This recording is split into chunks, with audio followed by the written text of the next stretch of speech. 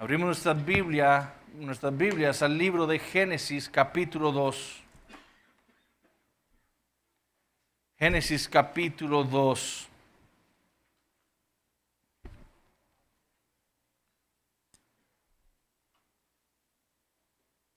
Vamos a empezar la lectura en el versículo 4 y vamos a terminar en el versículo 17. Génesis 2, versículos 4 al 17. Amén. Esta es la palabra de Dios.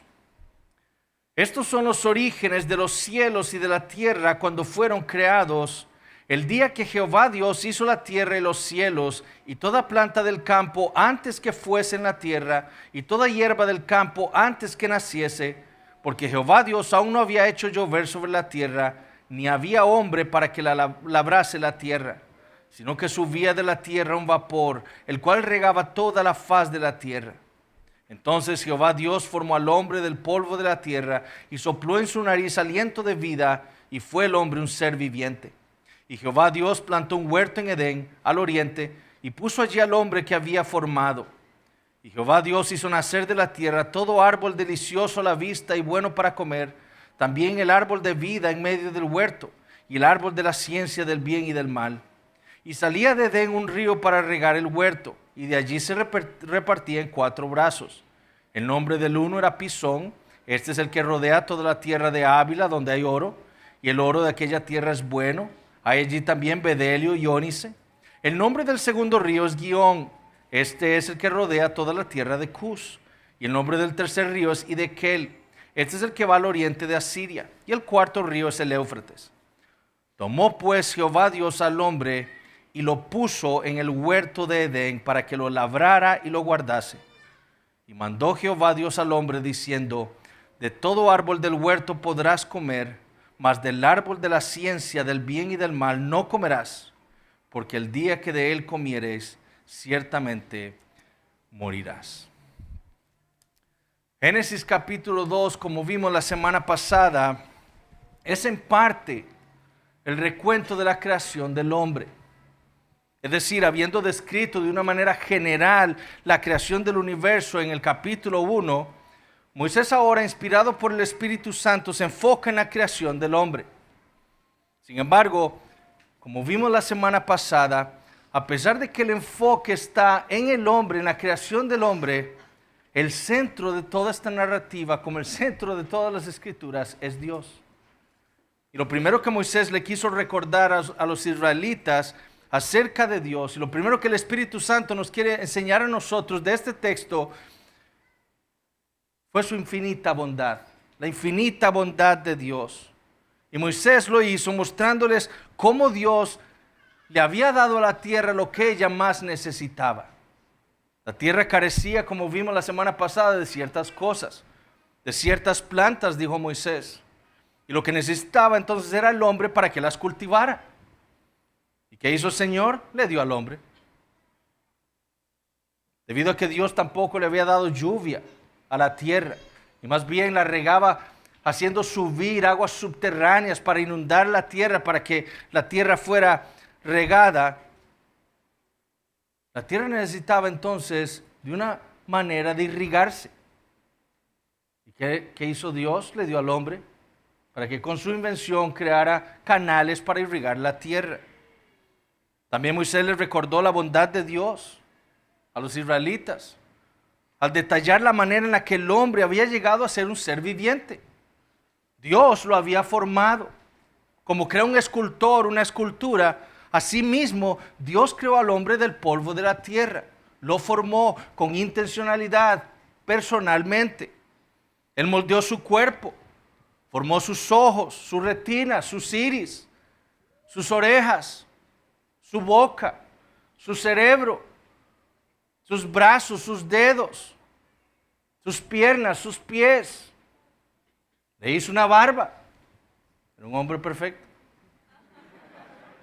Cada parte del hombre, cada órgano, cada célula había sido formada por Dios. El hombre entonces no llegó a existir por obra de la casualidad, ni mucho menos por algún proceso evolutivo. Lo que Moisés nos dice aquí es que Dios formó al hombre. Él lo hizo todo. Eso es lo que estos versículos declaran con toda claridad. Y después de haberlo formado, dice Moisés, Dios sopló aliento de vida en su nariz. Y eso fue lo que hizo al hombre un ser viviente. Nuestro cuerpo y nuestra alma se la debemos a la bondad de Dios. Eso es lo que Moisés quiere que los israelitas entiendan. Eso es lo que el Espíritu Santo, al registrar estas palabras por medio de Moisés, quiere que nosotros entendamos. Pero Moisés sigue mostrando ese atributo de Dios al recordar que después de haber creado al hombre, Dios no dejó al hombre a la deriva, sino que lo puso en medio del huerto que él mismo había plantado, un lugar lleno de vida, simbolizado en esos ríos que habían,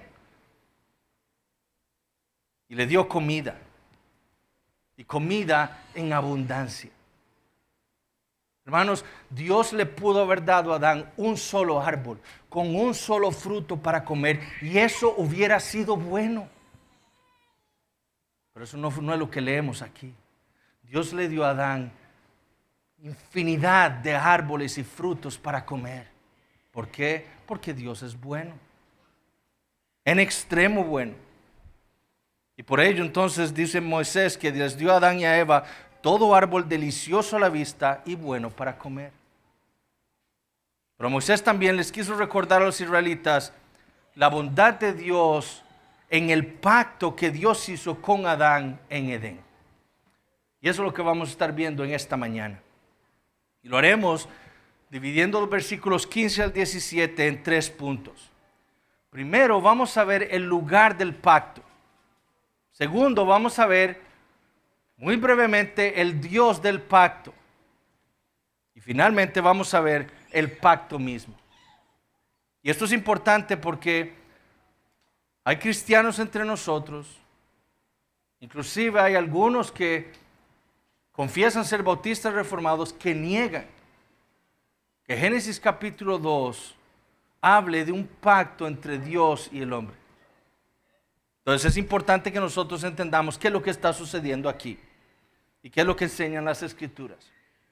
Entonces veamos el primer punto del sermón, el lugar del pacto. Y leamos nuevamente el versículo 15. Tomó pues Jehová Dios al hombre y lo puso en el huerto de Edén para que lo labrara y lo guardase. Como les dije, este capítulo es en parte el recuento de la creación del hombre. Y digo que es en parte porque a lo que lleva la creación del hombre, es decir, la meta de la creación del hombre era este pacto entre Dios y el hombre. Este pacto que Dios iba a hacer con él en el jardín del Edén. Esa es la importancia que tiene este lugar en las Escrituras. Por eso es que este lugar es tan importante y por eso es que es tan necesario que nosotros entendamos qué era este lugar, qué era el Edén. Y obviamente nosotros ya hemos dicho algo al respecto todas estas semanas que hemos estado estudiando este libro. Y lo que hemos dicho es que Edén era el templo de Dios en la tierra. Greg Beale, un académico del Nuevo Testamento y profesor de teología bíblica de un seminario en Estados Unidos, ha argumentado que el cosmos entero fue creado por Dios como su templo. Analizando las Escrituras, analizando también la evidencia de templos de la antigüedad, Bill afirma que tanto el tabernáculo de Israel como su templo reflejan esa manera tripartita, esas 3 partes en las que Dios había creado el cosmos. Según Bill, la tierra visible está donde nosotros habitamos, está representada en el atrio externo, en el patio exterior del tabernáculo y del templo. Los cielos que nosotros vemos están representados en el tabernáculo y en el templo, en el lugar santo. Y la dimensión invisible de los cielos, donde habita Dios y sus ángeles, está representado en el tabernáculo y en el templo, en el lugar santísimo. El cosmos entonces, según Bill, y yo creo que él está en lo correcto, es el templo del Señor. La Biblia afirma que la tierra es el estrado de los pies de Dios. Es por eso que cuando Dios terminó de crear el cosmos, su templo, Él reposó. ¿Qué se nos dice en las Escrituras cuando se terminó de construir el tabernáculo y el templo? ¿Qué fue lo que hizo Dios? Tomó su lugar de reposo. Bueno, lo que vemos en Génesis capítulo 2 es que el jardín del Edén fue creado también para servir como el templo de Dios en la tierra. El lugar en donde Dios haría un pacto con Adán. De hecho, para Bill, el tabernáculo y el templo funcionan más bien como copias de este primer templo en Edén. Y Bill ofrece 12 razones por las cuales esto es así. Y quiero que las veamos muy rápidamente. Primero, dice Bill que así como el templo era el lugar en donde la presencia de Dios era experimentada por los sacerdotes, asimismo Edén, el jardín específicamente, era donde Dios tenía comunión con el hombre, en donde Adán podía tener comunión con su creador. Entonces vemos que Edén era un templo, porque era donde Dios tenía comunión con el hombre. Segundo, dice él que, y como vimos nosotros la semana pasada, los términos que se usan para describir la labor que Dios le había dado a Adán, labrar y guardar, son términos que se usan en el Antiguo Testamento para describir las labores de los sacerdotes de Israel. Eso es lo que Moisés, los mismos términos que Moisés usa para hablar de la labor de los sacerdotes, es lo que Dios le dice a Adán que debe hacer, labrar y guardar el jardín. Es decir, lo que se nos están dando a entender aquí en Génesis capítulo 2 es que Adán funcionaría como el sacerdote de Dios en el templo de Dios ahí en Edén. Tercero, los querubines que tomaron la función que era de Adán, que era guardar el jardín del Edén, que después entonces ellos ahora van a cuidar el camino al árbol de la vida, quedarían inmortalizados dentro del lugar santísimo, en el tabernáculo y en el templo, en esos querubines que estaban ahora protegiendo el arca. Cuarto, el árbol de la vida fue probablemente el modelo para el candelero de oro que estaba en el tabernáculo y en el templo.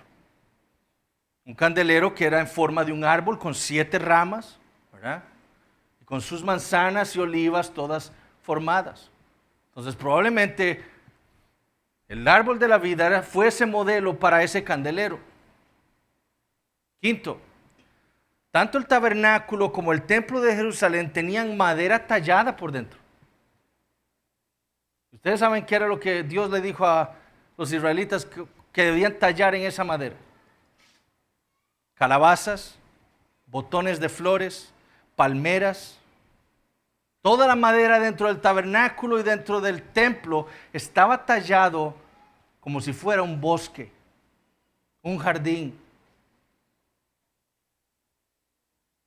Sexto, así como la entrada del templo de Israel estaba hacia el este, la entrada del templo escatológico de la visión de Ezequiel capítulo 40 también estaba al este. Ahí estaba la entrada del templo. Y la entrada al jardín del Edén, ¿dónde estaba? Al este.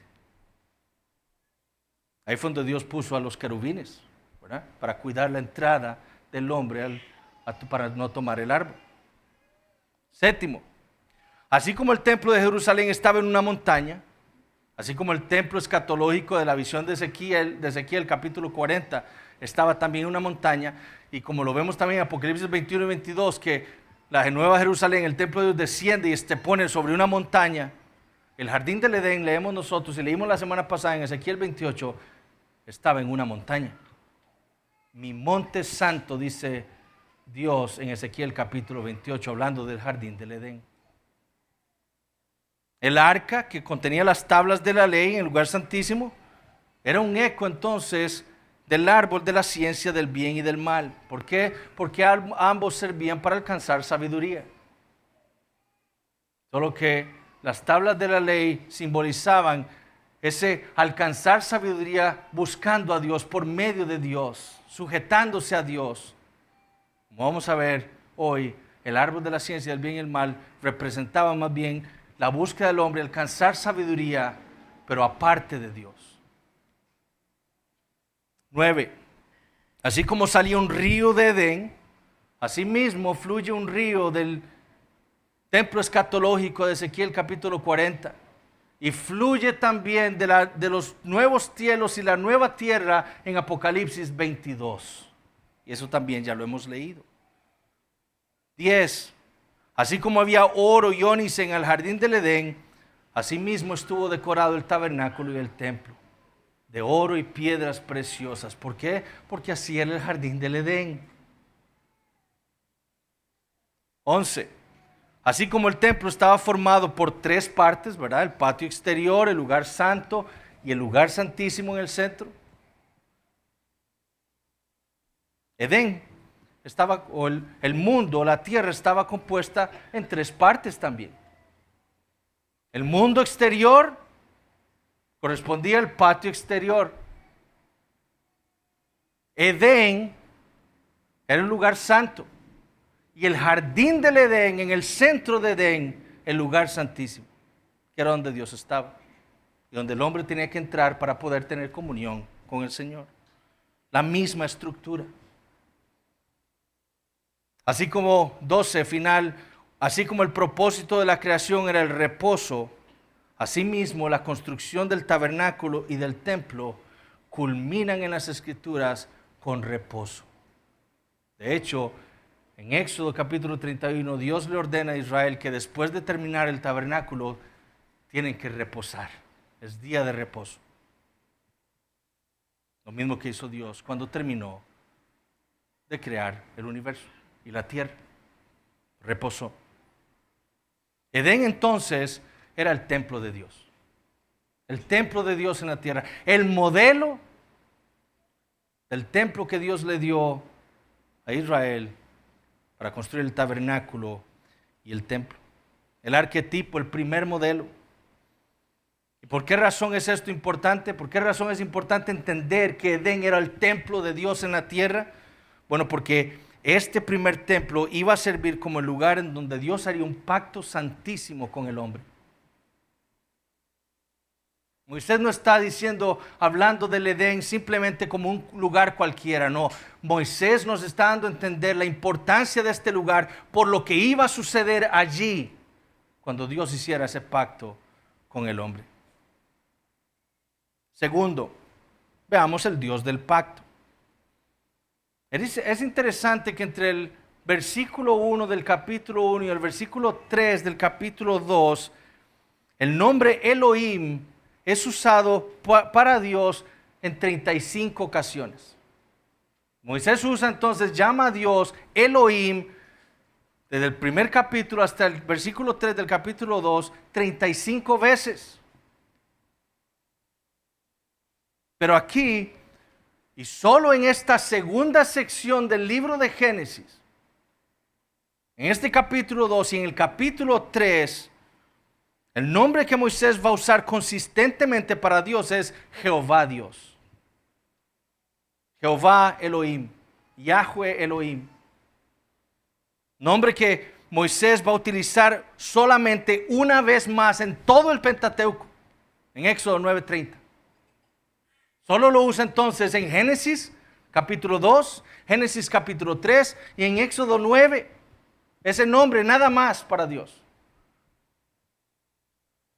Y luego se usa unas 20 veces más en el resto del Antiguo Testamento.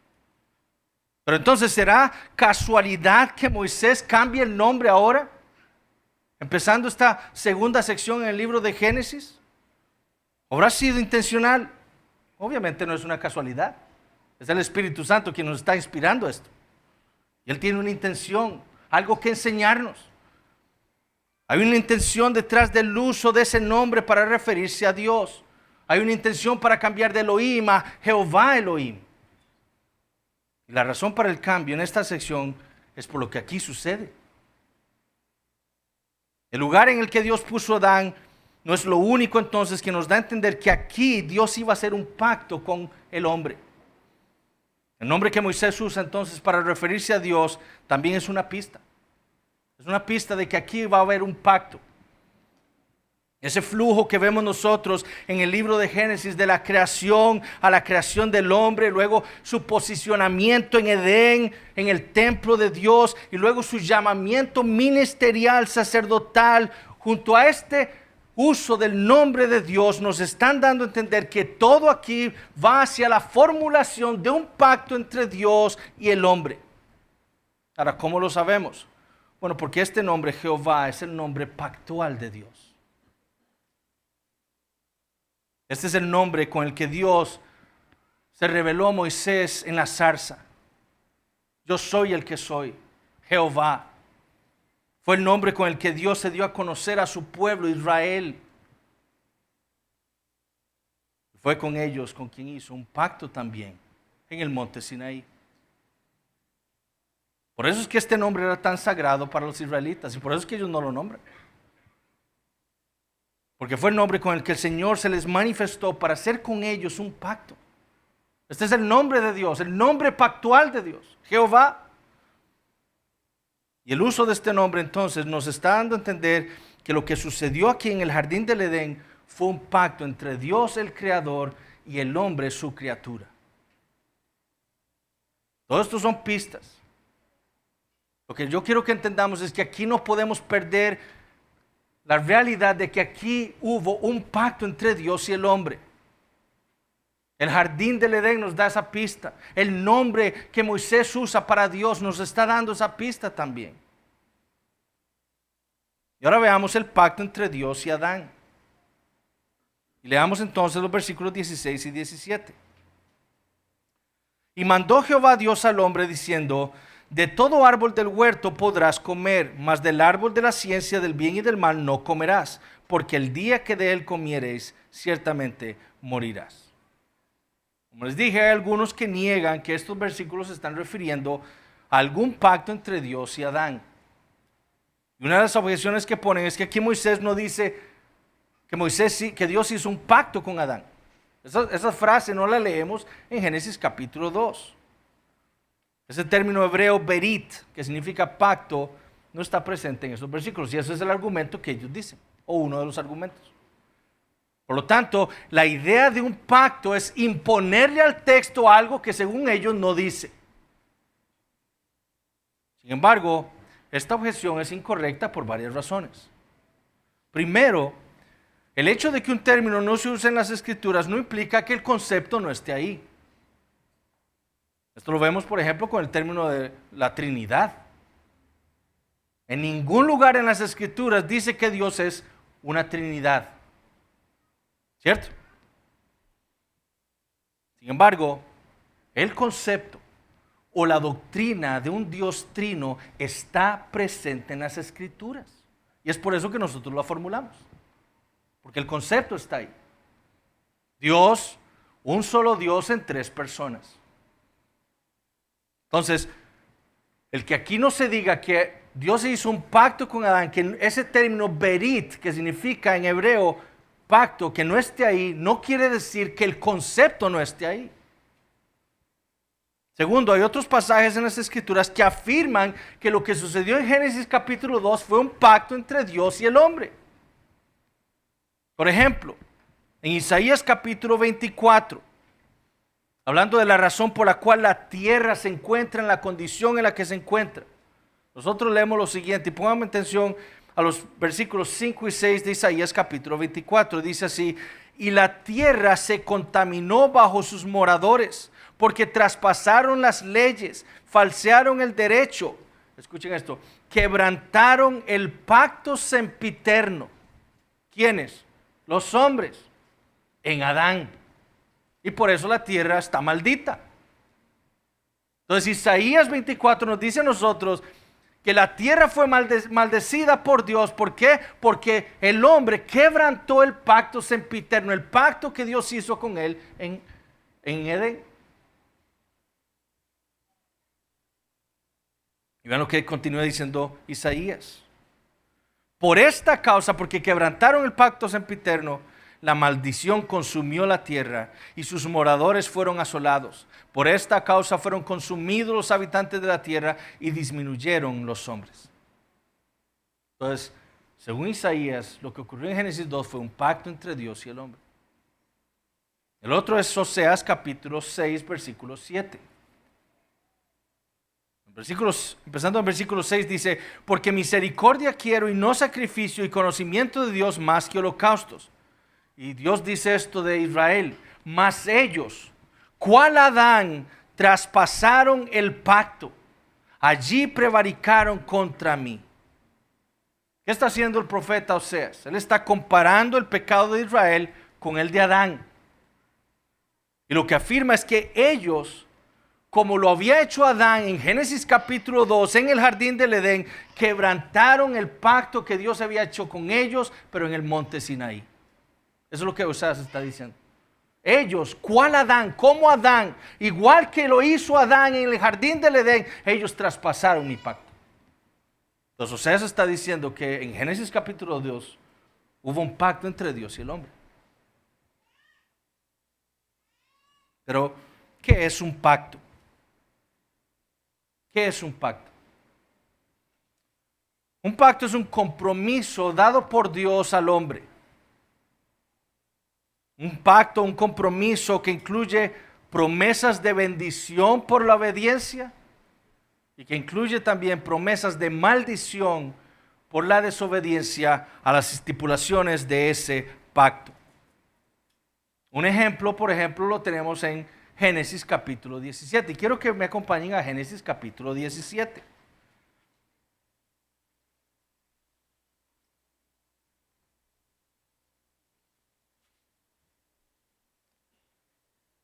Génesis capítulo 17, empezando en el versículo 7.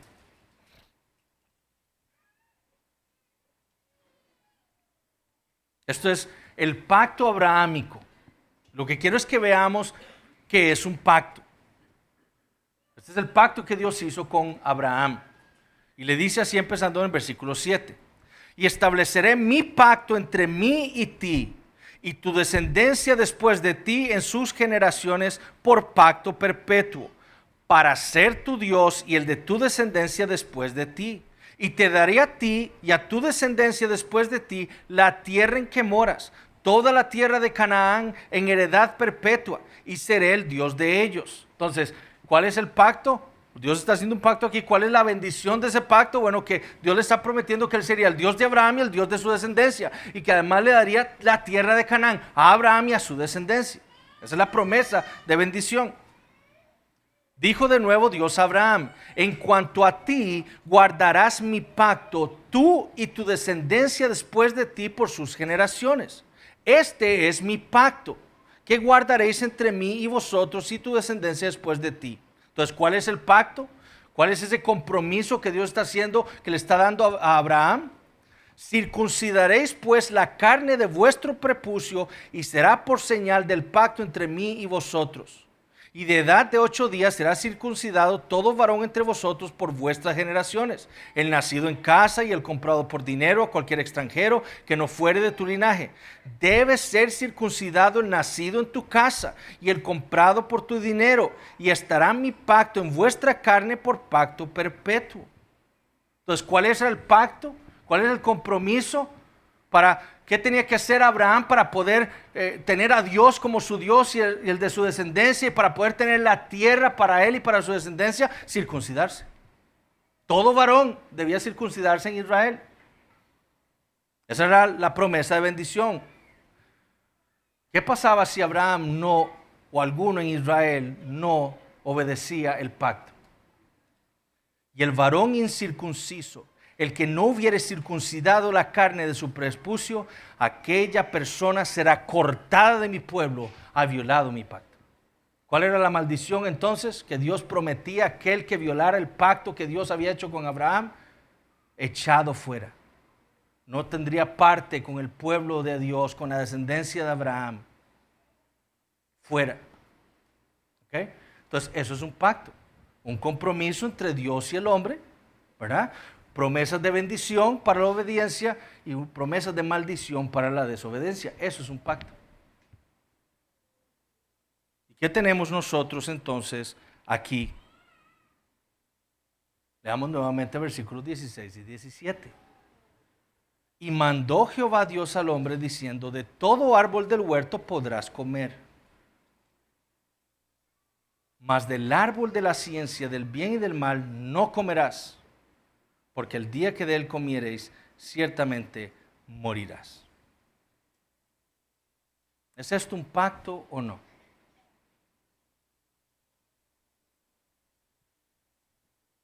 Hay aquí un mandamiento, como lo hubo con Abraham: circuncídese todo varón, ¿sí? No comer del árbol de la ciencia del bien y del mal. Hay promesas de bendición, ¿sí? La vida si obedece. Hay promesas de maldición, sí. La muerte si desobedece. ¿Es esto un pacto o no? El concepto está ahí. El término no, pero el concepto está ahí. Entonces, lo que tenemos en Génesis capítulo 2 es un pacto. Un pacto entre Dios y el hombre. Si el hombre obedecía el pacto, viviría eternamente con Dios. Podría comer del árbol de la vida para siempre.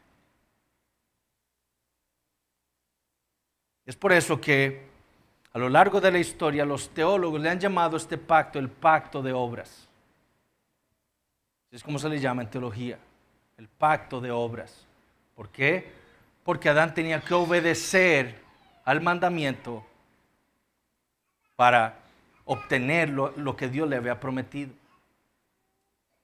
O si desobedecía, obtendría la maldición que Dios también le había prometido en el pacto.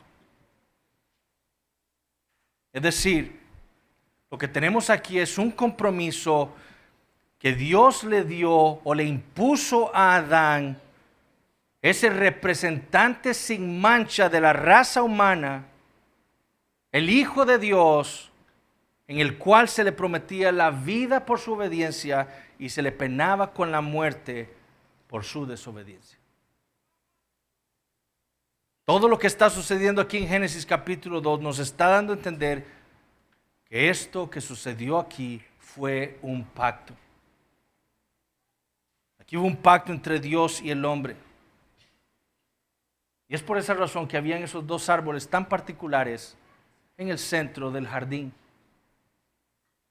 Ambos árboles, el árbol de la vida, el árbol de la ciencia del bien y el mal, funcionarían como sacramentos para Adán.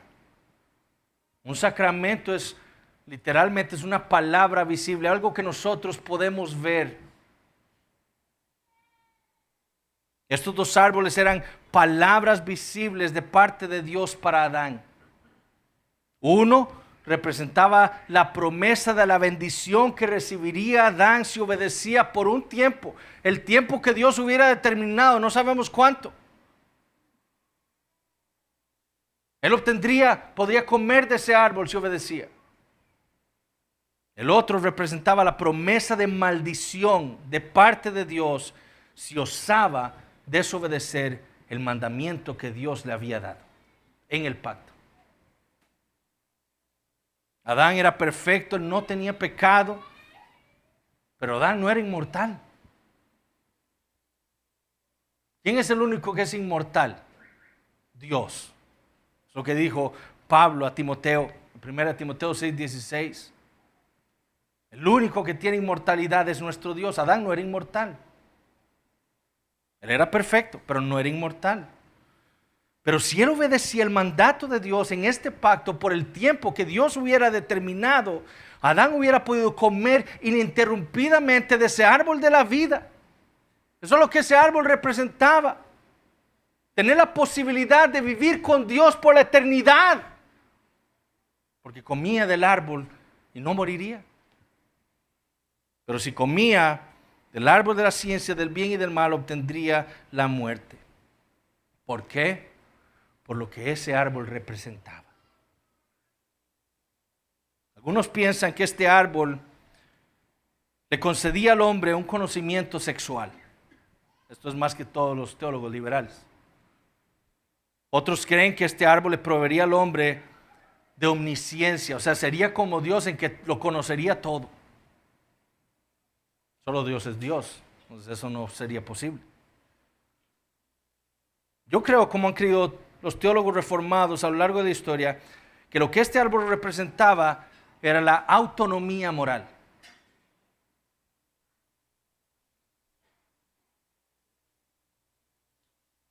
Es decir, lo que este árbol representaba para Adán y para Eva era el deseo de vivir sus vidas en autonomía, libres de Dios, libres de su Creador, teniendo la capacidad ya no de ir a Dios a preguntarle, esto es bueno, esto es malo, así es como yo debo vivir, enséñame. No, ahora yo lo hago solo. Ahora soy yo quien decido qué es bueno y qué es malo para mí. Eso es lo que ese árbol representaba. Era vivir, tener la capacidad para vivir apartados de la voluntad de Dios. Para vivir para su propia sabiduría, no de acuerdo a la palabra de Dios. Por esa razón es que la pena para tal desobediencia, para comer, alcanzar de ese árbol, era la muerte. Lo que le era prohibido al hombre, dijo Hamilton, era el poder de decidir por sí mismo lo que está en sus mejores intereses y lo que no. Esta decisión, dice él, Dios no se la ha delegado a un terrícola. Cuando el hombre intenta actuar en autonomía, él está verdaderamente intentando ser como Dios. Y por lo tanto es un acto de traición contra aquel que lo había formado. Vivir aparte de aquel que me sostiene, de aquel que me formó, de aquel que me da vida. Traición. Aquel que me ha dado todo lo necesario para vivir. Todos los árboles me dio. No, pero yo quiero vivir aparte de Él. Eso es lo que este árbol representaba. La autonomía moral. Ya no vivir sujetado a Dios. Bajo su señorío. Sino siendo yo mi propio Dios. Decidiendo yo qué es mejor para mi vida. No siguiendo la palabra de Dios, sino mi propia sabiduría, mis deseos. Adán entonces debía servirle a Dios, señoreando y sojuzgando la creación, multiplicándose, extendiéndose los límites de Edén, dependiendo en todo del Señor. Así era como debía servirle a Adán. Yo voy a servir señoreando, sojuzgando la tierra, multiplicando, pero dependiendo en todo de ti, mi Creador. No aparte de ti. No por mí mismo. Y haciéndolo hasta que toda la tierra estuviera llena con el conocimiento del Señor. Si Él hacía esto, Él podría comer del árbol de la vida y vivir con Dios por la eternidad. Pero si decidía vivir su vida para sí mismo, en autonomía, aparte de Dios y de su voluntad, y así entonces comía de ese árbol que representaba esa rebelión contra el Creador, la pena que vendría sobre él sería la muerte. Este fue entonces el pacto que Dios hizo con Adán. Dios lo formó a él del polvo de la tierra, le dio una responsabilidad y en su infinita sabiduría, bondad y condescendencia, como dice nuestra confesión de fe. Y esa es la única razón por la cual el Creador tiene comunión con nosotros. Lo hizo un pacto con él con el único fin de proveerle al hombre la mayor bendición posible. Tener la capacidad de vivir eternamente con Él. Ahora, ¿cómo podemos aplicar estas verdades a nuestras vidas? Ya veremos qué fue lo que pasó con ese pacto. Pero ¿cómo podemos aplicar esto a nuestras vidas? Bueno, primero, entendiendo que rebelarse contra la palabra de Dios siempre lleva a la destrucción. No hacer lo que Dios dice siempre lleva al caos. Es lo que estamos viendo en nuestro mundo. Querer vivir nuestras vidas siguiendo nuestra sabiduría, siendo nosotros nuestra propia autoridad, siempre trae dolor y muerte. Siempre. No nos engañemos. El pecado lleva a la muerte. El pecado trajo destrucción. El pecado trae caos. Y el pecado es vivir en autonomía, aparte de Dios. Dios me dice, usted tiene que vivir así, pero yo vivo de esta manera. Autónomo, como si yo fuera independiente de Dios. Damos ejemplos en las Escrituras. Si es cierto lo que estoy diciendo, que vivir según nuestra sabiduría siempre trae muerte, dolor, destrucción, caos. Adán, ¿qué vamos a leer en Génesis capítulo 3? Él no le hizo caso a la palabra de Dios y comió. ¿Y qué pasó? Terminó expulsado de Edén. Y vamos a leer ahora más adelante en Romanos 5 que por el pecado de Adán vino la muerte a todos. Adán murió espiritualmente y moriría después por su pecado. Toda la tierra fue maldecida por su pecado. Ya la tierra no daría fruto sin dificultad, no, ahora comería con el sudor de su frente por causa de su pecado, por rebelarse contra su creador, por querer vivir en autonomía. La esposa de Lot, no mires hacia atrás. Yo quiero ver qué está pasando. ¿Qué le pasó? Trajo destrucción y muerte a su vida. Y a los que estaban a su alrededor, porque Lot perdió a su esposa. Y después, capítulos después, vamos a leer el terrible pecado de Lot y sus hijas. El pecado trae muerte y destrucción. Vivir en autonomía, querer vivir en autonomía, porque eso no es cierto, es mentira. Nosotros nunca estamos libres de Dios. Trae destrucción y muerte. Moisés, hoy leímos con el pastor Alex en la mañana. Háblale a la roca. 2 veces le doy. En ira. Quiero seguir mi propia sabiduría. No, Dios, tú no sabes. Ellos merecen que ellos vean mi ira por lo que están haciendo otra vez. No entrarás a la tierra prometida. Moisés se perdió esa bendición por su pecado, por rebelarse contra la palabra de Dios. Sansón, ¿con quién debía estar casado Sansón? ¿Con una impía? ¿Con una pagana? ¿Con una cananea? No. Y su pecado lo llevó a quedar sin ojos y al final a morir debajo de ese templo en el que estaban todos los filisteos. David, usted es el rey de Israel. Usted debe meditar en mi palabra todos los días de su vida, le dijo Dios al rey en Deuteronomio 17. Debería tener una copia de mi ley y meditar en ella todos los días. Usted debe liderar a su pueblo cuando salga en la batalla. ¿Qué hizo David? Se quedó un día en el palacio mientras su pueblo salía a pelear. Probablemente no había meditado en la palabra de Dios. ¿Y qué hizo? Adulteró. ¿Y qué pasó? Trajo muerte y destrucción. Urías muerto, el hijo muerto. Y todos sus hijos, o la mayoría de sus hijos, rebelados contra él por causa de su pecado. Israel, Dios hizo un pacto con el pueblo de Israel en el monte Sinaí, los sacó con mano poderosa de Egipto, los llevó al monte Sinaí, hizo un pacto con ellos y les dijo: ustedes, yo les voy a dar toda la tierra prometida, yo seré su Dios, ustedes serán mi pueblo si ustedes cumplen este pacto. ¿Qué hizo Israel? Se rebeló contra la palabra de Dios. ¿Y qué pasó? Terminaron expulsados de la tierra prometida y bajo el cautiverio de imperios terribles por rebelarse contra la palabra de Dios. Querer vivir en autonomía trae destrucción y muerte, caos a nuestras vidas. Y lo mismo ocurre con nosotros.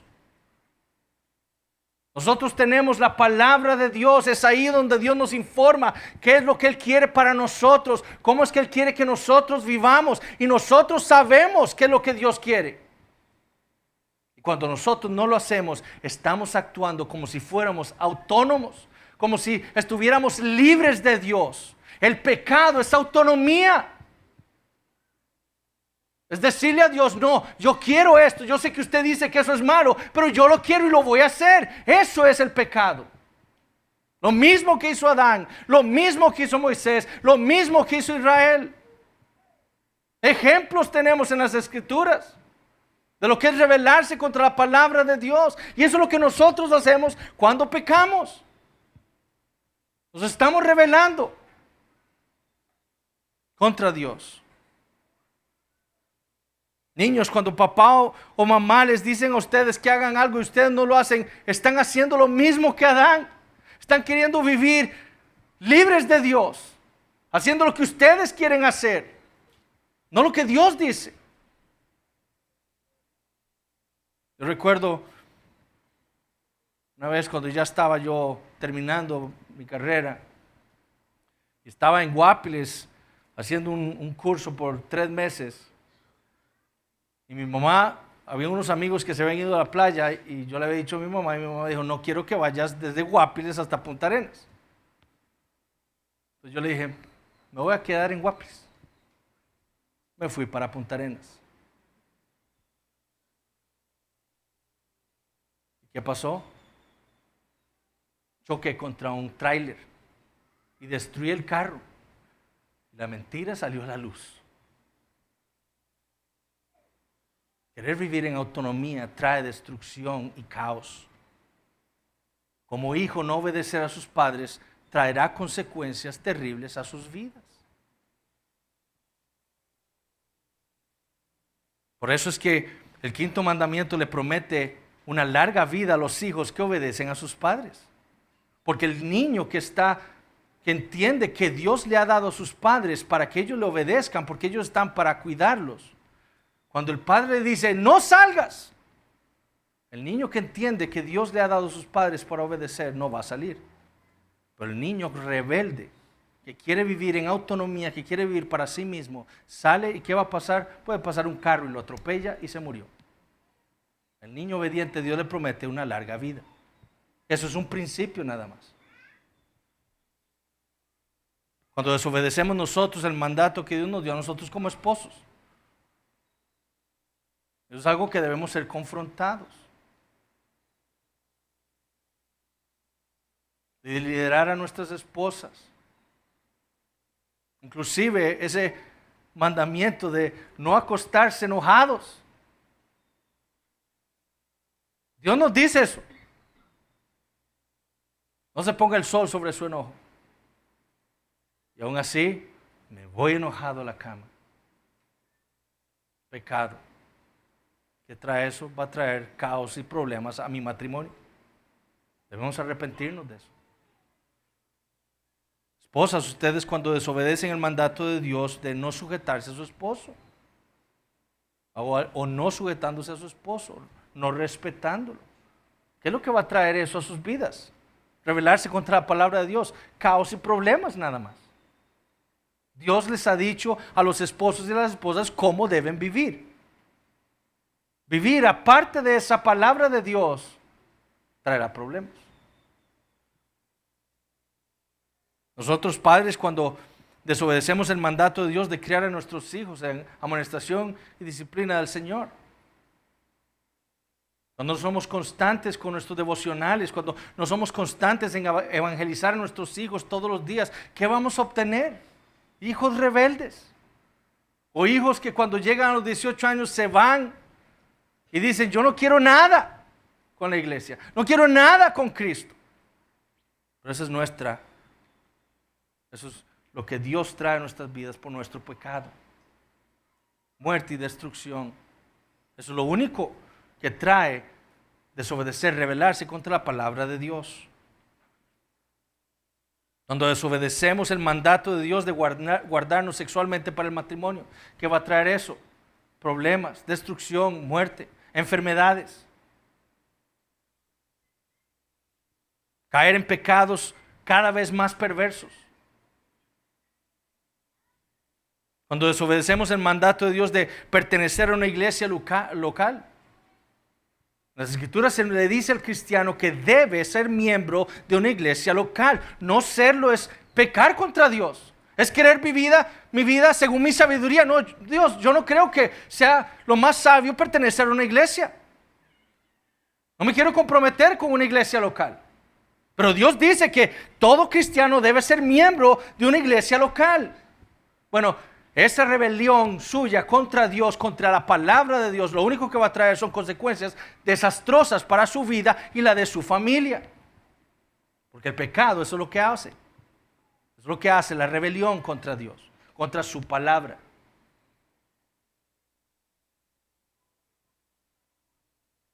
Cuando desobedecemos el mandato de ser disciplinados en nuestra vida devocional, lo único que va a traer es enfriamiento. Y ese enfriamiento va a traer o nos va a llevar a nosotros a pecar cada vez peor.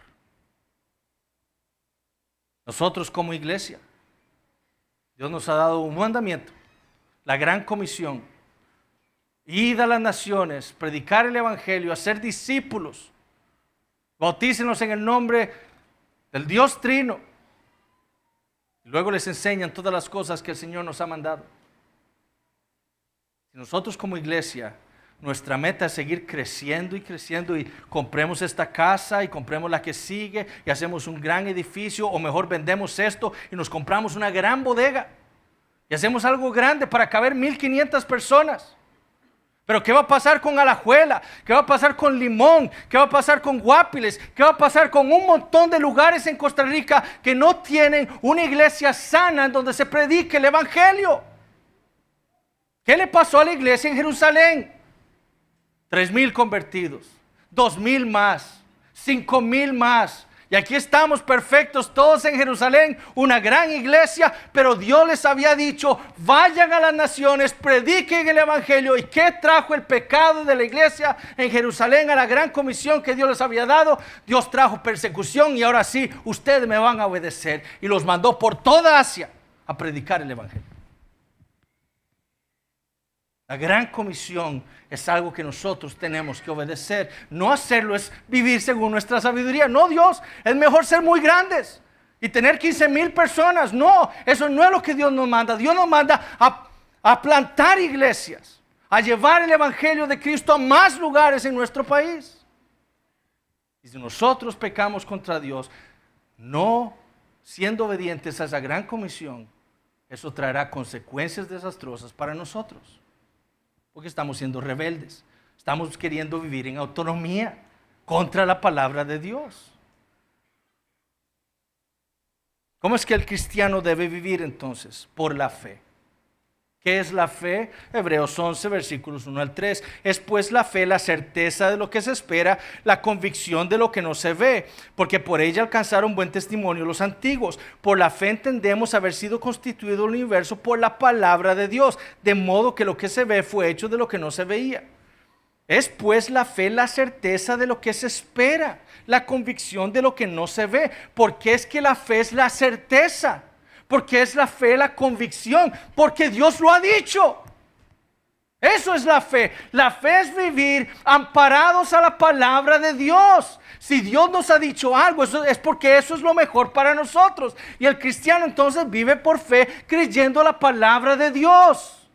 Así vivió Abel, dice Hebreos 11, así vivió Enoc, así vivió Noé, así vivió Abraham, así vivió Jacob, así vivió José, así vivió Moisés, así vivieron los profetas y los apóstoles. Por fe, creyéndole a la palabra de Dios. Y así debemos vivir nosotros. Cuando Dios nos dice a nosotros que debemos guardarnos para nuestro matrimonio, eso es lo mejor y debemos hacerlo. Cuando Dios nos dice que debemos amar a nuestras esposas como Cristo amó a su iglesia, es que eso es lo mejor. Cuando esposas a ustedes Dios les dice que se sujeten a su esposo, que lo respeten, es porque eso es lo mejor.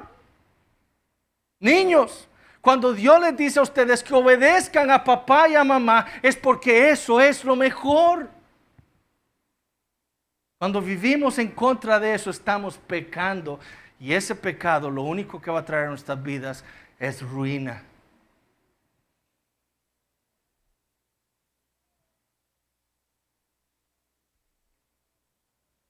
Lo que nosotros debemos entender es que nuestra vida debe depender del Evangelio. Del Evangelio. Muchas veces nosotros queremos vivir como si estuviéramos bajo el pacto de obras que hizo Dios con Adán, queriendo ganar nosotros la vida eterna por lo que hacemos para Dios. No, el pacto de obras, nosotros ya no estamos bajo el pacto de obras, estamos bajo la maldición del pacto de obras en Adán. Ya nosotros no podemos hacer nada para obtener la vida eterna, ya estamos bajo la maldición de Dios, bajo su ira, dice Efesios capítulo 2.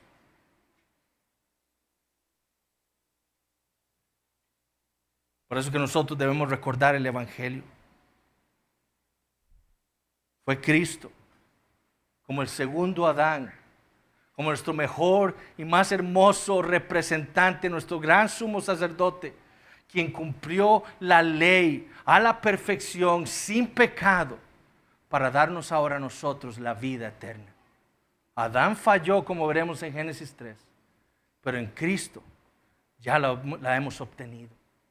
Cristo cumplió la ley, todo para darnos a nosotros y para ganar para nosotros la vida eterna. En Apocalipsis nosotros vemos cómo esa comisión que Dios le había dado a Adán de convertir la tierra en el gran templo de Dios, eso fue logrado por Cristo. Por Cristo. Todas las promesas que Dios le dio a su pueblo son para nosotros en Cristo Jesús. Así es como nosotros debemos vivir. Nosotros ahora no obedecemos la ley para ganar el favor de Dios. Más bien nosotros ahora, porque hemos ganado el favor de Dios en Cristo Jesús, ahora obedecemos a Dios, obedecemos su palabra, obedecemos su ley. Esa es la manera de vivir. Y usted que está aquí entre nosotros, lo que dice la Biblia es que usted sin Cristo está bajo la maldición de este pacto que Dios hizo con Adán. Porque Él fue puesto como nuestro representante, el representante de toda la humanidad. Romanos 5:12. Por el pecado de un hombre entró la muerte a todos. Y Él os dio vida a vosotros, dice Efesios 2, 1 al 3, cuando estabais muertos en vuestros delitos y pecados, en los cuales anduvisteis en otro tiempo, siguiendo la corriente de este mundo, conforme al príncipe de la potestad del aire, el espíritu que ahora opera en los hijos de desobediencia, entre los cuales también todos nosotros vivimos en otro tiempo, en los deseos de nuestra carne, haciendo la voluntad de la carne y de los pensamientos, y escuchen, y éramos por naturaleza, por ser hijos descendientes de Adán, hijos de ira, lo mismo que los demás. Sin Cristo, usted debe entender que usted es un hijo de ira. La ira de Dios está sobre su cabeza porque usted ha vivido toda su vida como Adán, en autonomía, haciendo lo que usted quiere hacer, lo que a usted le parece mejor y no lo que Dios le ha dicho a usted que usted debe hacer. La única esperanza entonces para usted está en Cristo Jesús. Y eso es lo que Pablo termina diciendo en Efesios capítulo 2. Pero Dios, que es rico en misericordia, por su gran amor, oh amor de Dios, por su gran amor con que nos amó, aun estando nosotros muertos en pecados, nos dio vida juntamente con Cristo. Por gracia sois salvos, y juntamente con Él nos resucitó, y asimismo nos hizo sentar en los lugares celestiales con Cristo Jesús, para mostrar en los siglos venideros las abundantes riquezas de su gracia en su bondad para con nosotros en Cristo Jesús. Porque por gracia sois salvos por medio de la fe, y esto no de vosotros, pues es don de Dios, no por obras, para que nadie se gloríe. Porque somos hechura suya, creados en Cristo Jesús para buenas obras, las cuales Dios preparó de antemano para que anduviésemos en ellas. La única esperanza para ese pecador autónomo está en Cristo Jesús. vaya a Él, arrepiéntase de su deseo de vivir su vida lejos de Dios, apartado de Dios, libre de Él. Y confíe que en Cristo Dios le ha dado a usted, pecador, la esperanza para tener la vida eterna que perdió Adán. Oremos. Padre Celestial, te damos gracias por tu palabra. Te damos gracias, Señor, por lo que hemos podido meditar. Oh Señor, te pedimos perdón por todas las veces que hemos nosotros vivido nuestras vidas, aún habiendo sido redimidos por ti, como si fuéramos nuestro propio dueño, como si fuéramos nuestro propio Señor. Perdona, Señor, nuestra maldad. Y ayúdanos, Señor, por medio de tu Espíritu Santo, a vivir vidas por fe, confiando plenamente en tu palabra, confiando en todo lo que tú dices y has hecho es bueno para nosotros y nuestras vidas. Y guárdanos, Señor, de corazones rebeldes. Especialmente, Señor, te pedimos por nuestros niños, por los adultos que tú has traído aquí que quizás no conozcan a Jesucristo. Que tú, Señor, hoy abra sus ojos a la verdad, que ellos puedan entender que sin Cristo están perdidos, que tu ira, Señor, está sobre ellos por causa de su maldad. Y que tú, Señor, envíes a tu Espíritu Santo con poder para darles vida y resucitarlos de entre los muertos. Oh Señor, te pedimos todas estas cosas para que tu nombre sea glorificado. En Jesús oramos. Amén.